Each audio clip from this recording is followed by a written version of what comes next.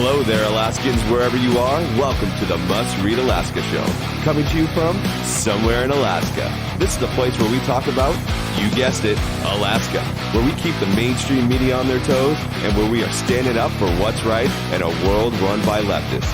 You can find out more by heading over to mustreadalaska.com and also checking out the Must Read Alaska YouTube channel for some really great content. But first, let's get this party started.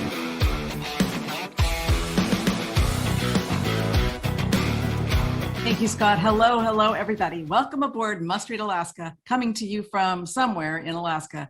We are the place for that conservative news and content where we're standing up for the strong America and the strong Alaska that we all want, where you know we're always in your corner, fighting for your rights as an American.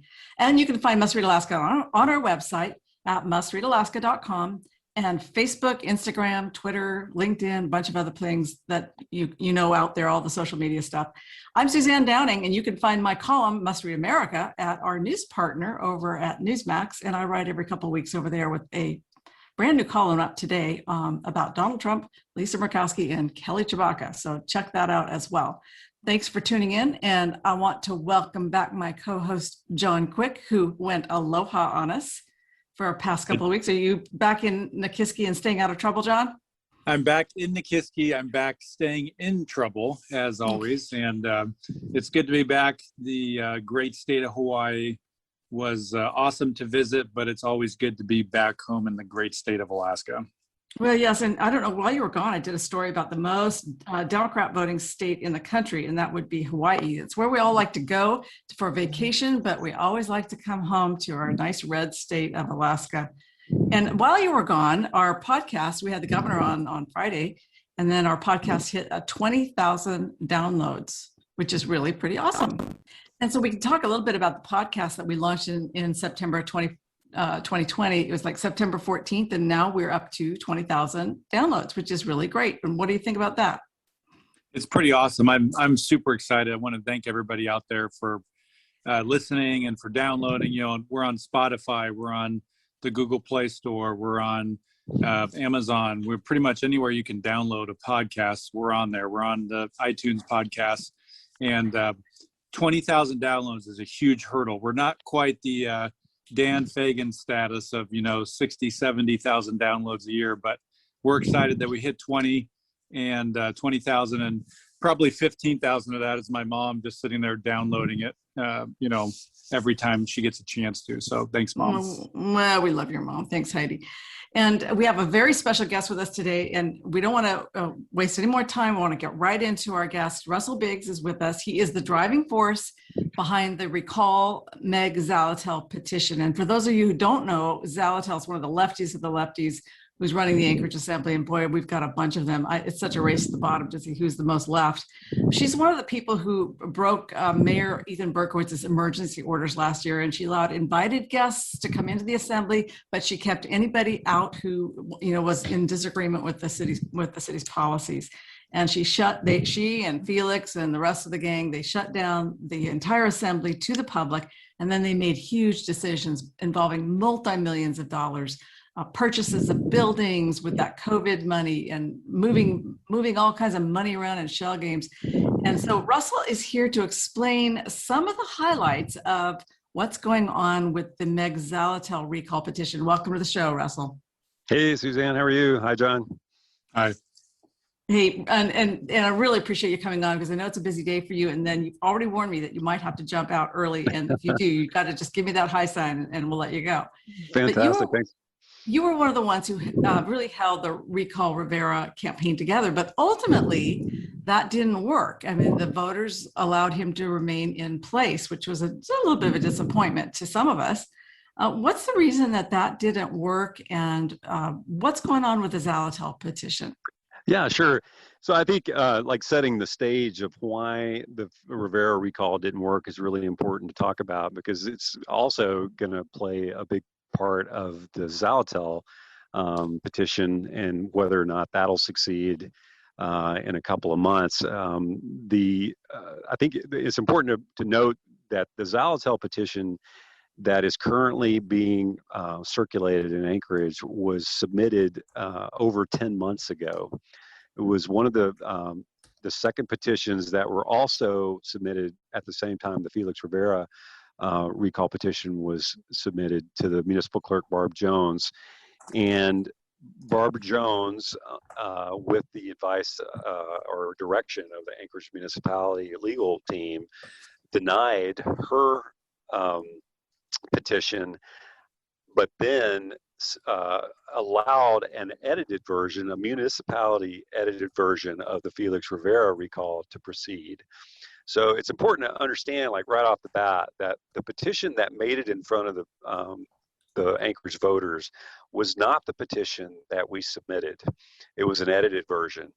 At the time, we didn't take that to court, but we did take the denial, the flat-out denial of the Meg Zaletel petition to court, and it's taken 10 months to work its way through the legal system. It took 10 months and tens of thousands of dollars to get it, to get the municipal clerk to be forced by the Superior Court of Alaska to release this petition, which they decided on May 20th, but they just released it about a week ago. So the two petitions were similar in wording in that they contained several portions that the state of Alaska recall law requires, and it was the fact that we wrote it as both Meg Zaletel and Felix Rivera committed misconduct in office by breaking the emergency mandates. And we added in the Rivera recall that not only did he break the mandates, but that he also broke the protocol in the assembly, because he also had the ability to remove people from the assembly and participated into that meeting, ignoring a sitting assembly member's objection to the extra people in the room. That was, let me break in there. That was when Jamie Allard said, wait a minute, we've got too many people in the room. She objected.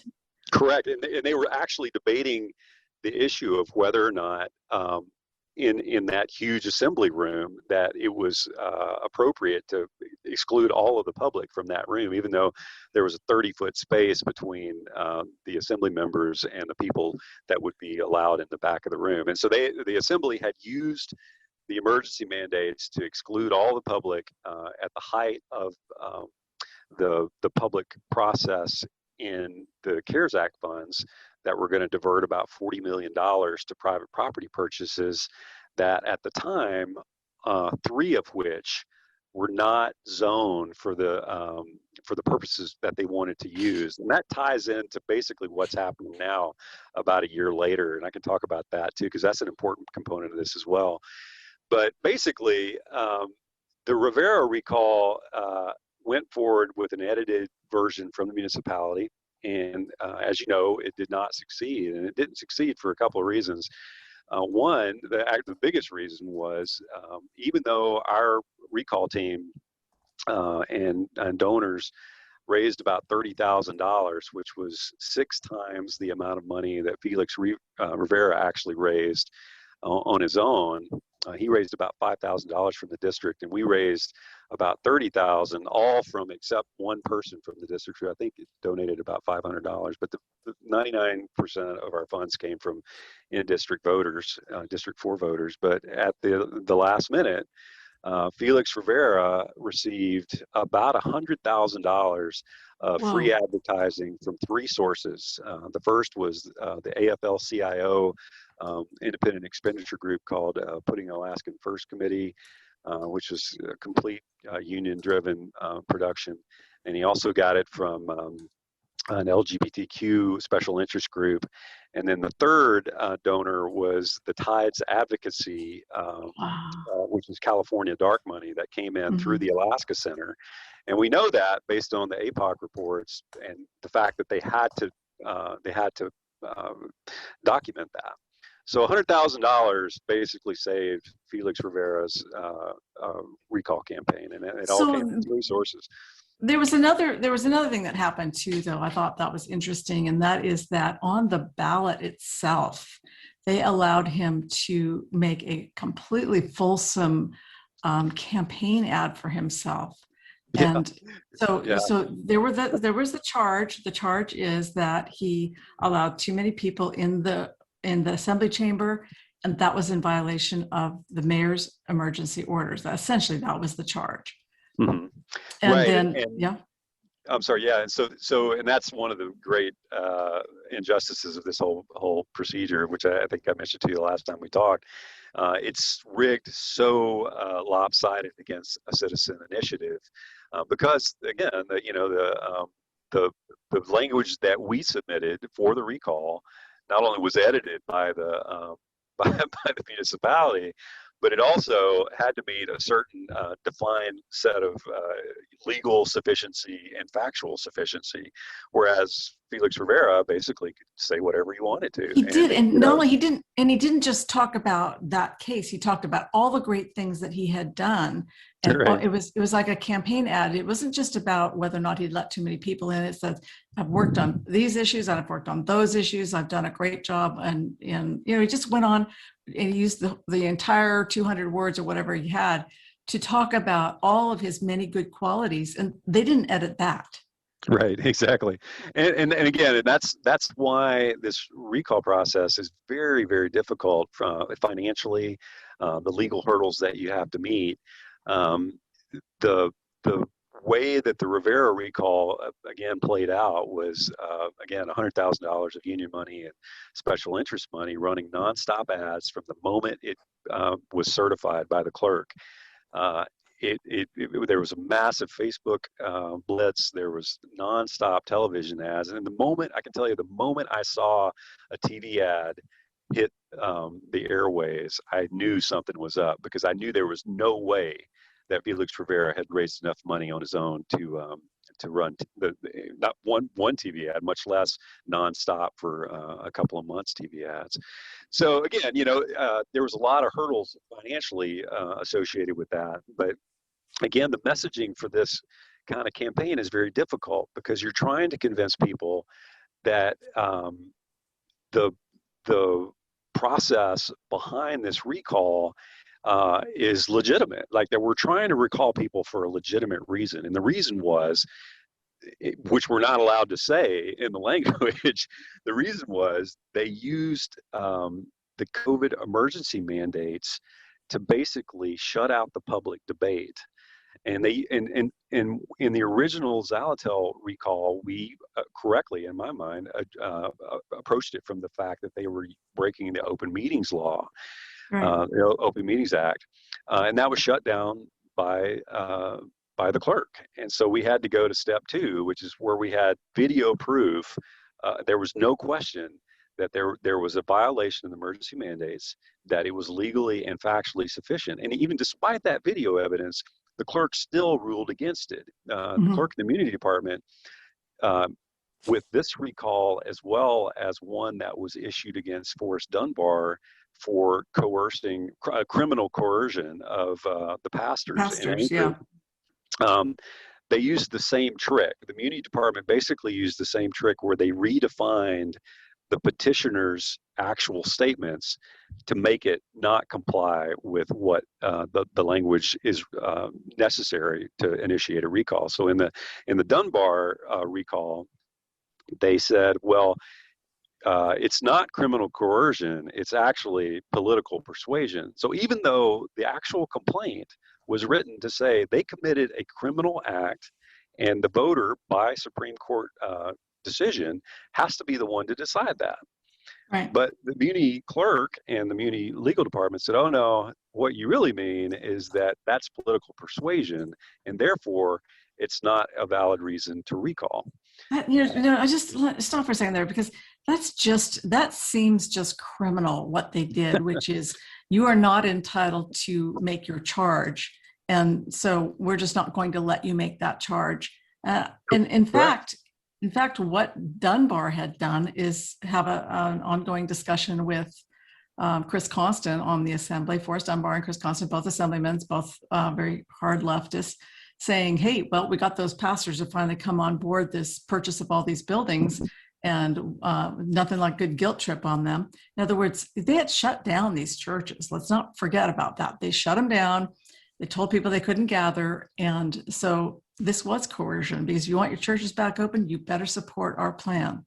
Correct, absolutely, and we had the public records proving that. That Yeah. was the the thing that pushed that through. And so again, it's a very difficult messaging um, process to get that out to the voters, because most voters are probably unaware of the laundry list of reasons that would also qualify most people to no longer be in office. The diversion of millions of dollars of CARES Act funds, the closure of the assembly chambers.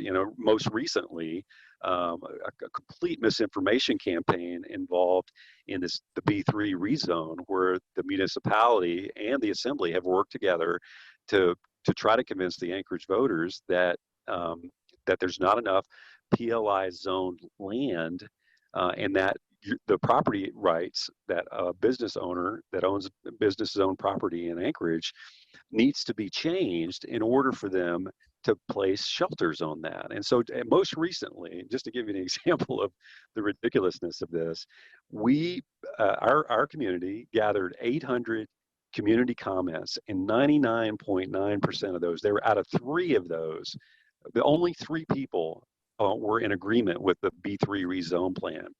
We sent the municipality the list, the scanned documents over the last month. We started in April 1st. We sent them again in April 4th. 800 comments in opposition. And none of those comments made it into the public packet Wow. a week ago. Wow. 0. None of them. And Well, I showed up in person when I realized, when I was going through the thing, I showed up in person and hand delivered those in the meeting. I was the very first person in line. I put them on the table and I said, look, what's the deal? Why is this not in the public packet? Right. And so I feel like this is just another part of this silencing campaign. It's just another process. And that's a great example, but also associated with that, along with that same lines with the B3 rezone, is that tomorrow night during the assembly, where they're going to vote through the B3 rezone, which they've told the entire city of Anchorage for the last year that this has to happen because there's not enough PLI zone land in Anchorage. This has to happen. It's so important. In that same meeting, they are going to do a land swap with the municipality real estate team to swap Oh no. the Tozier Dog Park, which is PLI zone land. They're going to swap that with parkland, so a private developer can use that land and make condos and houses. If that's wow. not the best example of the amount of misinformation the Assembly's pushed through and tried to limit our public input, I don't know what is, And so, again, So it's Russell, one of the things I love about this is, I think for the average person, they don't know how to get involved. They feel like the chips are stacked against them. You have the machine. How do you penetrate the machine to actually make change? And I think that you're a prime example of somebody who has, you have your own professional career and you chose to get involved. And just like you chose to get involved, as people are listening out there, you can choose to get involved as well. And let's talk a little bit about how the recent, Dunleavy is getting, his recall is going forward, and he had a Superior Court decision. How does that decision play into Meg's recall? How do those two things tie together? Yeah, they're similar in the sense that the Dunleavy decision is really what kind of opened the door to a more liberal view of what a recall is. Because the previous Supreme Court rulings basically said, it's a fairly narrow version that you don't have to necessarily be a lawyer to bring your complaint to whichever city or municipality that you're trying to recall a person from.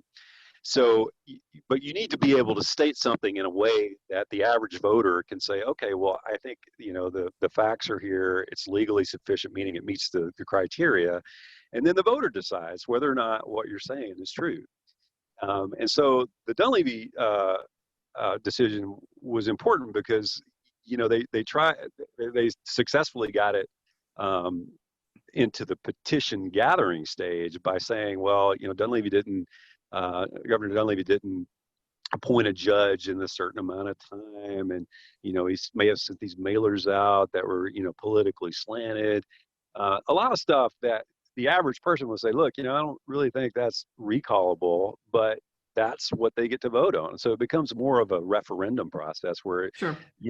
people can use that tool, and if they can convince enough people that the infractions were severe enough, then people vote that in and out. And it's interesting, if you look on the Recall Dunleavy page, which is also, by the way, is one of the steering committee members is Joelle Hall, which is she's the AFL-CIO boss. Right. She was the big defender of Felix Rivera, as I recall. Yeah. So Joelle Hall, issued a statement that said, if anybody can come in here and just recall anybody for any reason, that hurts us all. And she made that comment while she's on the steering committee of Recall Dunleavy, who's, trying to recall Dunleavy for not appointing a judge in 45 days, stuff like that. And so you're like, okay, clearly this is a political process, and there's no doubt about that. Yeah. But the fact is, if you look on the Recall Dunleavy webpage, they brush over the actual recall reasons, and they list like 40 other things that are all, politically, they don't like the politics that Dunleavy put out. They don't like those shoes. They don't like the shoes he wears. They don't like, they don't like anything about him. So they don't really talk about the actual charges that they've levied against him. Like you say, that he put out a mailer that seems political in nature or partisan in nature, when it was, his job is politics. He's elected. Right. He's political. Exactly. How does that tie into what's going on with Meg Zaletel? Because I guess you've got the same thing with her. Yeah, so it dovetails in some ways, but in our recall, the assembly was telling people correctly that COVID is dangerous, and it was, and it's killed a lot of people. And in the same breath that they're saying that, they are ignoring the actual mandates that were putting people out of business. They couldn't go to their jobs because the mandates were shutting people down, and they were saying this is so important. It's critically important that we save people's lives, but in our case, we'll just continue on and do what's convenient. And so I would argue that the Meg Zaletel recall, given the fact that it truly is being positioned as a life and death reason, that people will die if we don't obey these mandates. And that's what the assembly was saying, right? Exactly what they were saying. Yeah. That's exactly what they're saying. So why are sitting legislators, the assembly people, not obeying that law when different businesses around town are being fined $15,000 a day? And not just their businesses, but also their attorneys, in an attempt to chill any kind of citizen backlash against that. That's right. So you not only find Andy Kreiner, but you actually find his attorney for having the gall to defend him. Right. Exactly. So from a public process and a constitutional issue, I mean, I've had a lot of people ask me over the last couple of weeks, and they're like, why would you persist? Is the AFL-CIO and the Special Interest Group going to write another $100,000 check for Meg Zaletel? And why would you persist with this if the outcome may be the same? And the answer is that the muni has to be held responsible for this. It cannot be allowed to squash and use the full power of the courts to chill any kind of citizen initiative. It's critically important because that is exactly why the Juneau chambers have remained closed up until a couple of days ago. Whenever, what was it, 3 or 4 days ago, well after the emergency mandates were over. But Russell, not only the assembly chambers in Juneau, but it was also the Capitol building. Right. Yeah, exactly. And I can't predict, I can't say for sure, but I think if we had not initiated that recall and the Alaska for Opens meetings had not sued the city, that a couple things would have happened. Number one, the chambers would probably still be closed, and number two, it would be very unlikely that we would have a conservative mayor taking office in July 1st, because much of the political involvement occurred because people were watching what was going on TV, and none of that would have been as effective. Like, people calling in and ranting on the phone, being angry is not nearly as effective as 40, 50 people showing up in the assembly consistently and protesting against the way they were being treated. So, I feel like for a couple of reasons that even though we lost the Felix Rivera recall, that given the fact that Dunbar raised $400,000 of outside money, which basically would have been, he would have had an extra $100,000 if that money had not been spent on Felix Rivera's recall campaign. So I feel like in the at least in the long term. Okay. Well, let's talk about that for just a minute, because I think that might go by people. They may not catch the importance of that. That recall Rivera campaign did not succeed, but it certainly diverted a lot of money away from the Dunbar campaign, very possibly. Interesting. Totally. Yeah, absolutely. I mean, that money, I firmly believe, because it was the same players donating huge lumps of sums of money to Dunbar's campaign. And I believe if the recall had not occurred, then that would have been another $100,000. It maybe would have swung the election, maybe not. It's hard to say, but it definitely would have helped his chances to get elected. So, again, when people say, well, what do you think about this? And I said, I feel like conservatives should not be playing checkers. They should be playing chess, and whatever it takes to make a difference in the assembly. And again, this may not it may not be fruitful, but it definitely is going to help a conservative candidate that's running against Meg Zaletel, even if she's not recalled under these things. Well, let's stop for just a second there, because I want to make sure before you go, and I know you've got to run, but you've got this going to the Alaska Supreme Court now, correct? Correct. And so, the municipality is fighting it this time. They fought on your side on the Felix Rivera one, but on this time they're fighting against it. Am I right? Correct. And the reason they're doing that is because they've used the legal argument that misconduct in office, which is what we had in both of the recall languages, and they struck that from the Felix Rivera recall. So that was not allowed to proceed into the actual petition, the petition gathering part. But that's the part they're saying, well, there has to be a motive, like you have to impugn a motive for a legislator to be recalled. And so, like, you have to come up with a reason that they acted improperly. So that's not in the charter. Right, exactly. So not only did they break the law, but you got to say they broke the law in a criminal manner, or not criminal, but in a way that they were going to gain from it. I could still make the argument that I felt like that happened, even if you did follow that flawed legal argument, you could still make that argument. But that's what they're trying to do now, and so I don't think that's going to hold up. I don't think the Supreme Court will buy that, given the fact that consistently they've ruled that the voter gets to decide what the facts are, and if we present our case clearly enough, in a manner that the average voter can look at that and say, look, Meg Zaletel, even after being warned that they were in violation of the emergency mandates, persisted. Completely ignored it so they could do their thing and spend $40 million of CARES Act money. Right. We don't have to apply a motive to that. That was a life and death, given a life and death consequence, basically, from what the Assembly had been saying for the last. What they had told us, we're all going to die, and so we have to stay out of the chambers, and only they can be in the chambers. And then if they want to have somebody from the Mental Health Trust come in, they'll have him come in because he can testify about things that they approve of. Right, because he apparently cannot use the phone. He can't use the phone. Mike Abbott. Yeah, person that owns the $15 million worth of PLI zone properties in Anchorage doesn't have a phone. Doesn't have a phone to come in.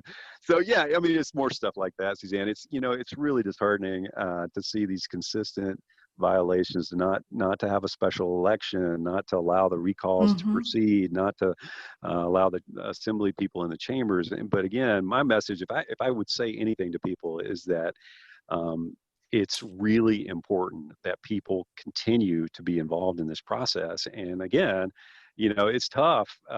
It's tough to do. It's really hard to do. But Sure. somebody has to do it, and it has to be you and me and the people that are listening to this podcast, because otherwise it's not going to change. And and like I say, I get tired too, but I feel like Sure. the consequences of ignoring this kind of behavior, it's really, really bad. If we don't continue to make an effort, then what are we doing? We're just lying over. We're going to roll over and have somebody scratch our belly, Right. Right. Right. Russell, now we're getting a new mayor in Anchorage. Do you think that the municipality, the clerk's office, is going to persist with this nonsense, or do you think they're going to have a new change of pace? No, I think they'll persist. I mean, I don't know exactly what amount of influence the mayor can have over whether this court case will continue. But the assembly has, and the reason, the reason they delayed a special election, and the reason they have not filled District 3, the District 3 assembly seat, which has been empty for almost a year now, is so they could grease and manipulate millions of dollars of federal aid money. Mm-hmm. And in the process of doing that, they've basically poisoned the well against Dave Bronson in every way they can to keep him from being able to be effective. And the perfect example, if you look at what's going to be passed through on Tuesday again, is $1 million, $1.1 million of federal aid money going to the Alaska Black Caucus, which is, by the way, that's 10% of the Anchorage Health Department budget. 10% of the Anchorage Health Department budget is going to a political organization, the Alaska Black Caucus, to do COVID outreach 6 months after the vaccines have been released and after over 50% of Anchorage has been vaccinated. Now, you're telling me that money is appropriately being spent, it's being given to a political organization, and when it's actually the job of the health department to do that kind of outreach and data collection, they have no business getting that money for that reason. So the assembly is enabling, the long goal here, which is basically to build up these sort of processes and have that money gone before any other executive takes office. Right. This is just a surrogate organization for the Democratic Party. Well, thank you so much for coming on. I got to ask you, can you come back in 3 or 4 weeks and give us an update on how things are going with the Meg Zaletel petition? I really want to stay on this, and you're such a great guest, and you're so informed about things going on in Anchorage. I feel like we've been feeding our listeners with a fire hose today. Promise you come back? Yeah, absolutely. Please. Can I put a plug in too? Please do. Yeah. We're going to be, our signature gatherers are gathering signatures all this week from 5 p.m. to 8 p.m. at the Tudor Bingo on Tudor, right there next to New Seward. And it's just drive through without the COVID precautions now. You could just drive up. We'll hand you the petition. You sign it from your car, and then you're on your merry way. Or you can go out and play some bingo if you want to play bingo. That's right. But you can also make a big difference. And then we also have some fundraising if you want. It's at the Arctic Liberation Coalition website, which is arcticliberationcoalition.com, and you can kind of follow what we've been doing along. We also have a Facebook presence called Reclaim Midtown. Reclaim Midtown kind of has a daily dose of stuff that people can look and it's a good page. I recommend it to everybody. Yeah, that has like a full, like you just go back about a year and you can see very well documented all of the missteps that the assembly has done, documented. So, but yeah, thank you so much for having us on.